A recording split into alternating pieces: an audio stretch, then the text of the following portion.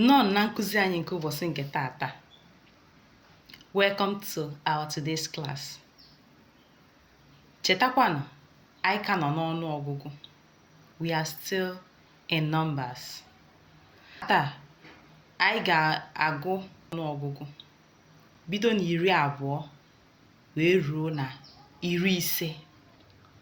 Today, we are going to count from 20 to 50. Ngwa geenụ ntị ka unu ka esi agụpụta ọnụọgụgụ ndị a. Now listen and hear how to count the numbers. 20 20 21 21 22 22 23 23 24 24 25 25 26 26 27 27 28 28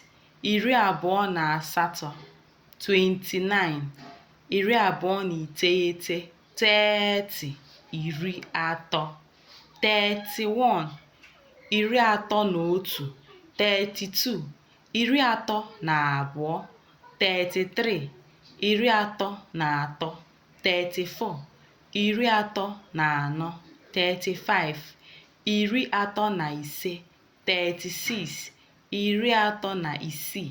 37 37 38 38 39 39 40 41 41 41 42 42